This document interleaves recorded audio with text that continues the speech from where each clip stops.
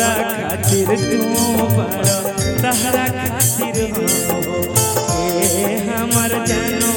I love you हमरा खातिर हो माइक मिला निशा जी के हाथ में माइक मिल गई मतलब कि ई लाइन की कोई है खुलल केस मध्यम कमर राजधानी ओके घुमर केस मध्यम घुमर केस मध्यम कमर राजधानी तोरे देवता होय मन कैसे मानी तोरे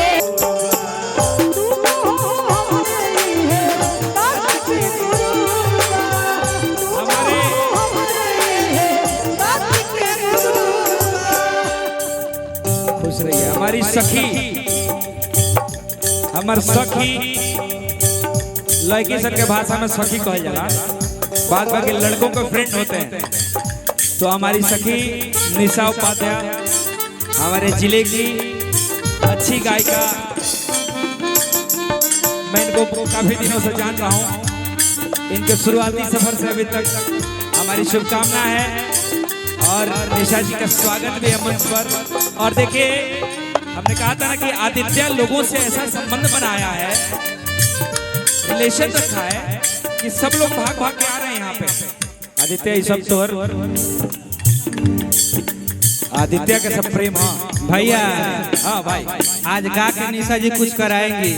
कहे कि खतरा का निशान लेके आई ए चम चम चमकत हमरा लगे कोहिनूर बा आई कोनो कोहिनूर से कम बड़ी का डायमंड डायमंड हाई लाइन हम बोल दे तो तारा कोनो दिक्कत होई कोनो दिक्कत ना एगो और बोली ना भीतर से तो खिसियाबे करबो तू तो हऊ हमरे बात के गुरु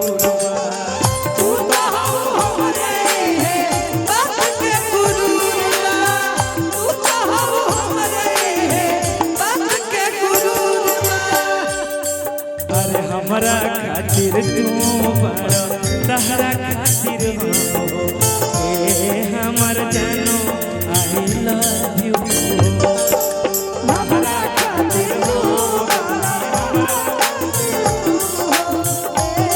माइक मिला निशा जी के हाथ में माइक मिल गई मतलब कि ई लाइन की कोई है खुलल केस मध्यम कमर राजधानी ओके घुमर केस मध्यम घुमर केस मध्यम कमर राजधानी तोरे देवता होय मन कैसे मानी तोरे देवता ई मन कैसे मानी केस बाटे कमर खुलल केस मध्यम खुलल केस मध्यम कमर राजधानी अरे देवता ई मन कैसे मानी अरे देवता ई मन कैसे ना मन ना मनी मन भरे लगा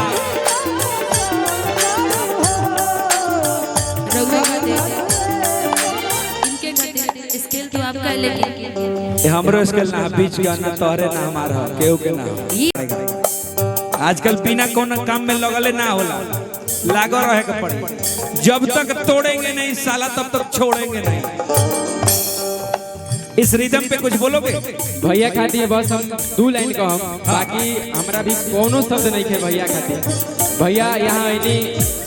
ये हमारा खातिर बहुत सौभाग्य के बात बा बहुत ज्यादा सौभाग्य के बात बा हमरा खातिर भैया खातिर बस दो लाइन थोड़ा धीरे बजाएंगे जुड़ गई तोहरा से जाने कैसन बंधन लागेला सबसे हटके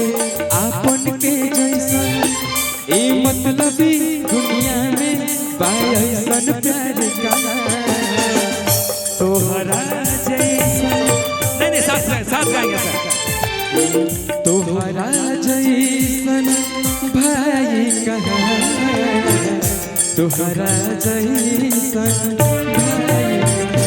हे तोहरा जैसन भाई कहाँ तोहरा जैसन यार कहाँ जुड़ गई तोहरा से जाने कैसन बन एक ताली लागेला सबसे हटके आपन के जैसन ई मतलबी दुनिया में बायसन प्यार कहाँ तोहरा जैसन भाई कहाँ तोहरा जैसन यार कहाँ। आदित्य निशान अप्पू नितेश सुशील मुन्ना राहुल नूनू बाबा सत्य ये सब हमारा आनंद कि तुझको ना देखूं तो जी घबराता है तुझको ना देखूं तो जी घबराता है देख के तुझको दिल को मेरे चैन आता है देख के तुझको दिल को चैन आता है। ये मैं सिर्फ गाना नहीं गाया हूँ तूने गाया कि तुम्हारे जैसा भाई कहाँ तुम्हारे जैसा यार कहाँ। तो तुम्हारे गांव वाले जो हैं तुम्हारे भैया चाचा जो हैं तुम्हारे लिए जो तालियां बजा रहे हैं तुम्हारे गाने पर और निश्चित मानना कि तुम अगर स्टार बनोगे तो इन सबका आशीर्वाद और जोर होगा तुम्हारे साथ तब तुम स्टार बनोगे। एक बार हाला करके भैया खाती आशीर्वाद दे एक बार हाला कर एक एन भैया खाती आओ भैया के गाना रहे धन बड़ुए सोना धन बड़ू कोई के गाना सुनने पर गाएंगे गाएंगे वो तो एक गाना हम बस 2 लाइन खाली अच्छा हम कुछ और गाएंगे। अच्छा रिदम चेंज करना है ओके कि तू तो कवनो हीरो से न कम बड़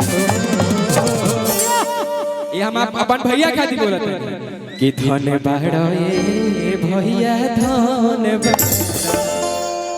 हमार पहिला पसंद ताली ठोक दो भाई खातिर। अच्छा जो ताल बजा रहे थे कहरवा कहरवा ही चलेगा डबल में नहीं जो सिंगल चला रहे थे ऐसे ही चलाइए उसी में हम लोग आएंगे। अरे तहरा ललाइल बन गजरा जुड़ा में लगावे खती गजरा तहरा ललाइल बन गजरा और जुड़ा में लगावे खती गजरा पता बा ए पर हमनी के नाचियो सकता नहीं सब अब लोग चाहते हैं हम नाच लें हमारे हिसाब से श्रद्धांजलि में नाचे तो नहीं लेकिन होकनी संग देख कैमरा उजाला का नाचो होई का।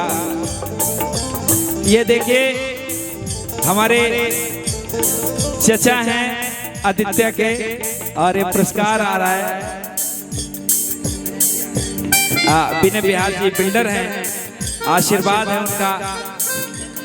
और हम चाहब कि बिल्डिंग ऐसे ही बनत रहो और हमने सब कलाकार के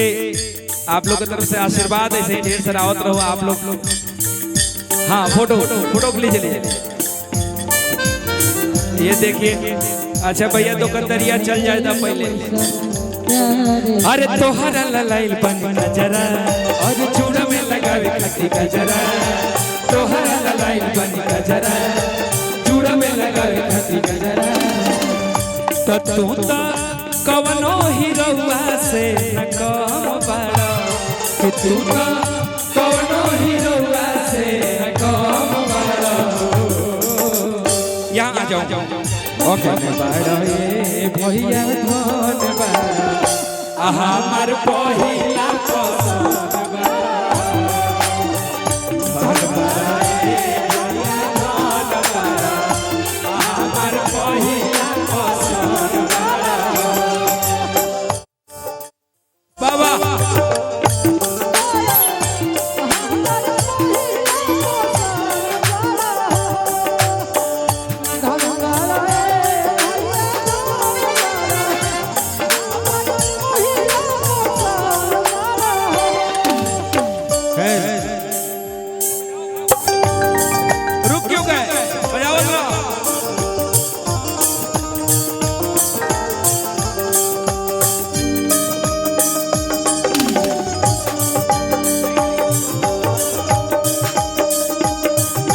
ऐसा थोड़े बन गए ताल में गाना ना हो जाए, हो ही जाए,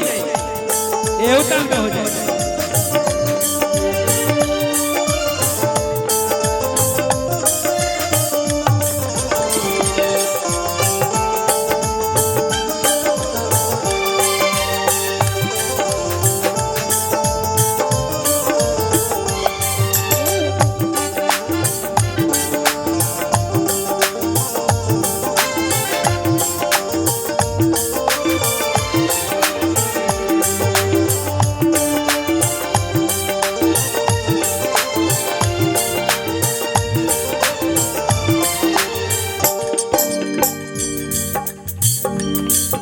और चम चम चमकत हमारा लौके कोई नूर बा, तू तो हो हमरे बात के गुरु।